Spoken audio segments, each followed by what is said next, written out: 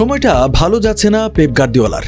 English club Manchester সিটিকে নিয়ে চলতি মৌসুমে এখন পর্যন্ত ব্যর্থই বলা চলে এই স্প্যানিশ কোচকে। রড্রির ইনজুরির পর লিগ জেতার দৌড়েও মোটামুটি ছিটকে গেছে বর্তমান চ্যাম্পিয়নরা।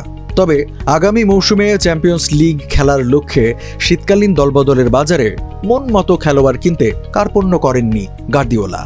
কারে কারে অর্থ ঢেলে খরচের দিক দিয়ে অন্যান্য ক্লাব তো বটেই, লা লিগা, বুন্দেসলিগা, এমনকি সৌদি লিগকেও ছাড়িয়ে গেছে ম্যান সিটি। এবারে শীতকালীন দলবদলের বাজারে এখন পর্যন্ত ৩৭০ মিলিয়ন পাউন্ড খরচ করেছে ইংলিশ প্রিমিয়ার লিগের দলগুলো, যেখানে এর প্রায় অর্ধেক ১৮০ মিলিয়ন পাউন্ড একাই খরচ করেছে বর্তমান চ্যাম্পিয়ন ম্যান সিটি। অর্থাৎ বাকি ১৯ দল মিলে খরচ করেছে ১৯০ মিলিয়ন পাউন্ড।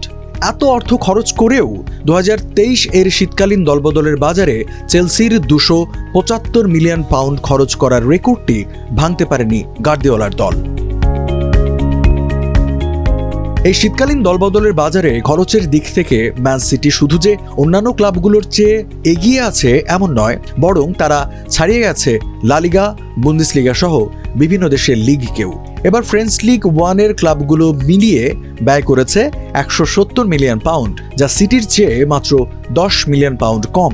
এছাড়া সৌদি লিগ এবং বুন্দেসলিগার দলগুলোও ব্যয় করেছে ১৪০ মিলিয়ন পাউন্ড করে, যা সিটির তুলনায় ৪০ মিলিয়ন পাউন্ড কম।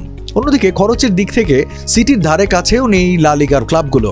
এবারে দলবদলে তারা খরচ করেছে মাত্র ২০ মিলিয়ন পাউন্ড। এবারে দলবদলে ম্যানচেস্টার সিটি সবচেয়ে বেশি অর্থ খরচ করেছে ওমর মারমুশের পেছনে। ফ্রাঙ্কফুর্ট থেকে এই মিশরীয় ফরওয়ার্ডকে দলে ফেরাতে ক্লাবটি খরচ করেছে ৫৯ মিলিয়ন পাউন্ড। এরপর শেষ মুহূর্তে পোর্তো থেকে ৫০ মিলিয়ন পাউন্ডের বিনিময়ে নিকো গঞ্জালেসকে দলে নেয় সিটি। এছাড়া লেন্স ডিফেন্ডার আব্দুকদির খোসানোভকে দলে টানতে দলটি ব্যয় করে ৩৩.৬ মিলিয়ন পাউন্ড। পাশাপাশি ব্রাজিলের পালমেইরাস থেকে ভিতর রেইসকে দলে নিতে ক্লাবটি খরচ করে ২৯.৬ মিলিয়ন পাউন্ড। বর্তমানে ৪১ পয়েন্ট নিয়ে প্রিমিয়ার লিগ পয়েন্ট টেবিলের ৫-এ আছে গার্দিওলার ম্যান সিটি।